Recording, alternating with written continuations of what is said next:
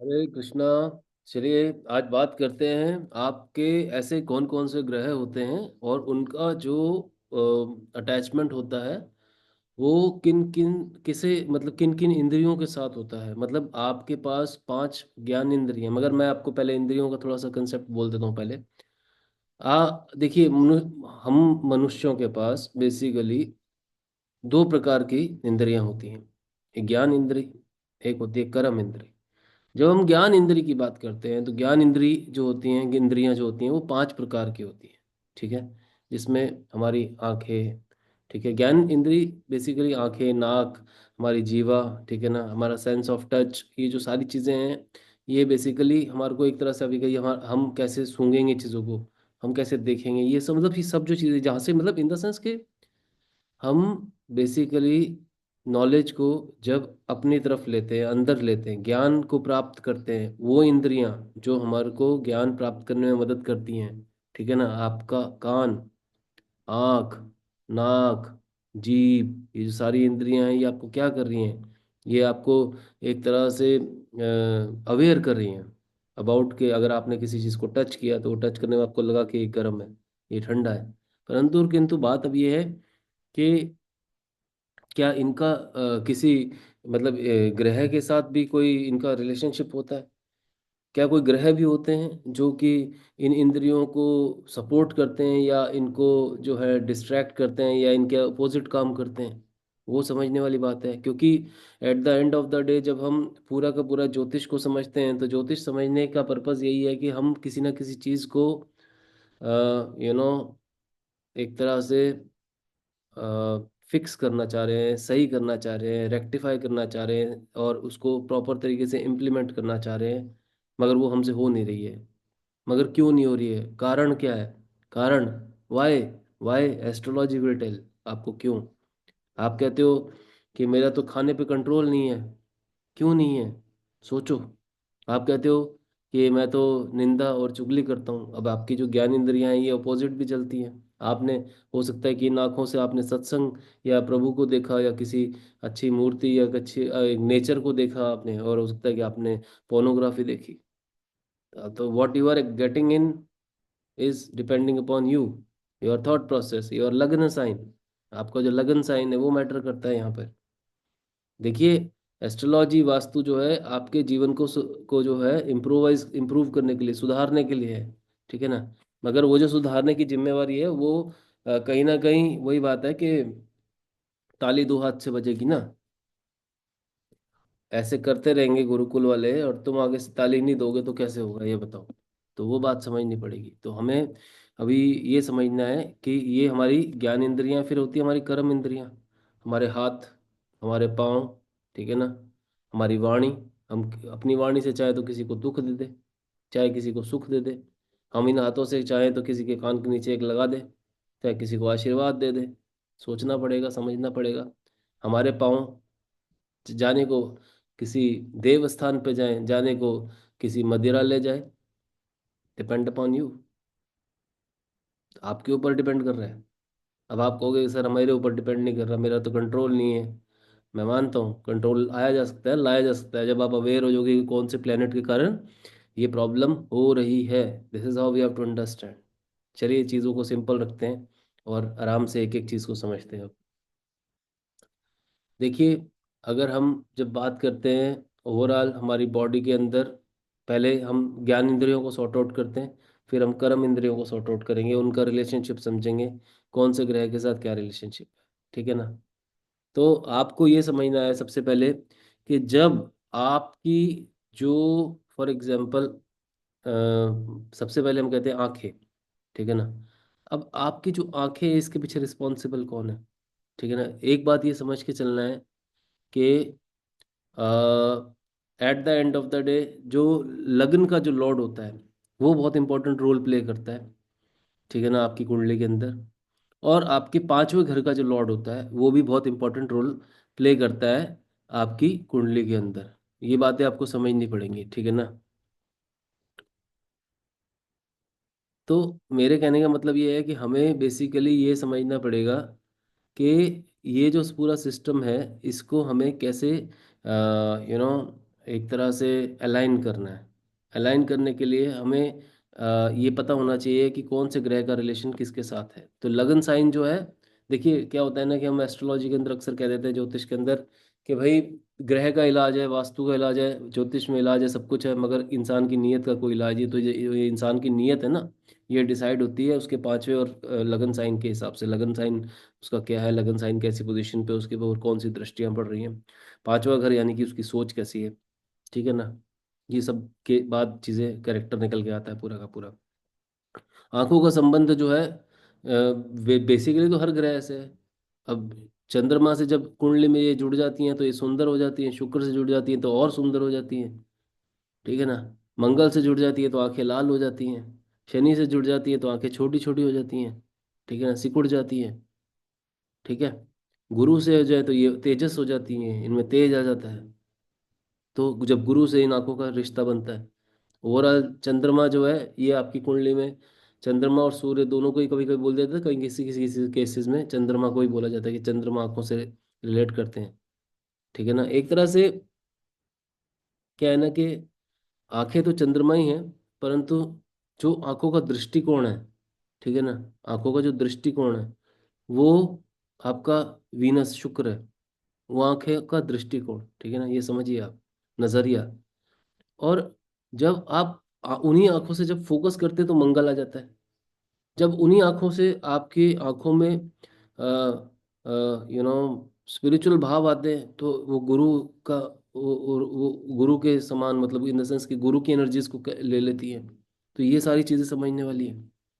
इसी तरह से जब हम बात करते हैं हमारी स्पीच की, वाणी की, वाणी बुद्ध, हमारा हम बात कैसे कर रहे हैं, क्या बात सही कर रहे हैं, क्या बात हम एग्रेसिव कर रहे हैं, क्या बात हम इमोशनल कर रहे हैं, हमारी बात में कोई स्ट्रैटेजी है, क्या हमारी बात में कोई छुपाव है, क्या हमारी बातों के, sometimes we say try to understand between the lines. Between the lines मतलब राहु, बिटवीन द लाइंस क्यों, छुपाना क्यों।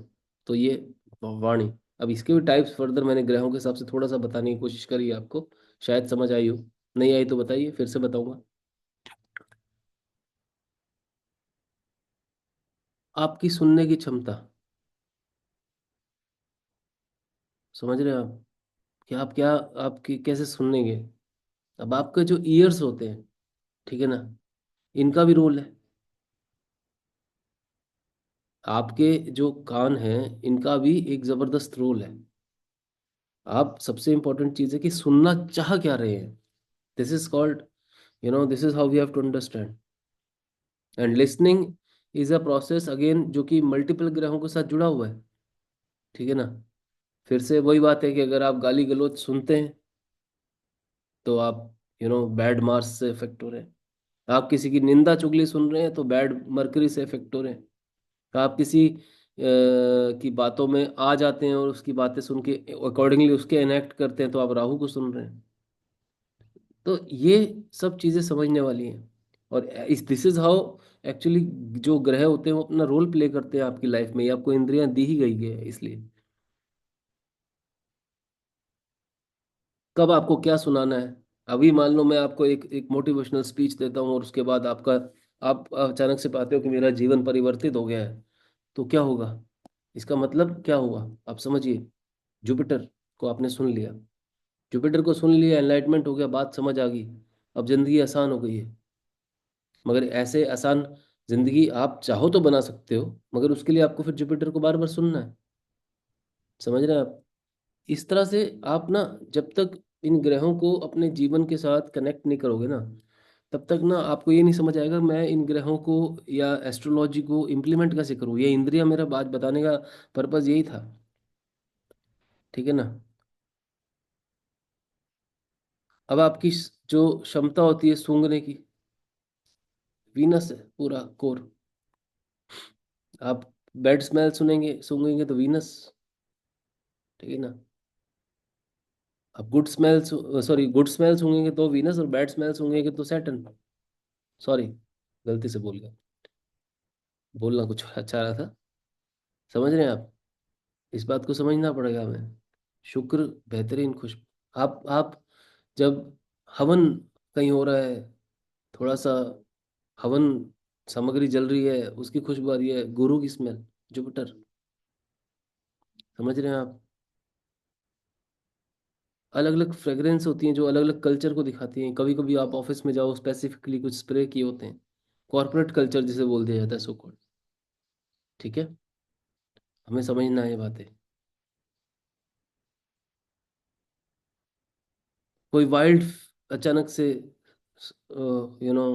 फ्रेग्रेंसेस आ जाती हैं, बहुत ही तीखी, ऐसी कि जो कि जहाँ पे खड़ा नहीं हो जाए, जिस दुर्गंध बोल देते हैं, बैड सैटन। समझिए। तो इन बातों को जब हम समझेंगे तो हमारे को बातें क्लियर होंगी। अब जीवा फूड भी तो होता है। फूड, आप कौन सा फूड लेना चाह रहे हैं? आपकी जीभ किस चीज़ के लिए टेम्पटेड है? आप कहते हैं मेरे को तो नॉन वेज खाना है, नॉन वेज खा लो। बाद में मत बोलना कि अंदर गड़बड़ हो रही है, बिकॉज अंदर जो है पूरा का पूरा सिस्टम चल रहा है। आपके गुड बैक्टीरियाज और बैड बैक्टीरियाज का फाइट चल रहा है।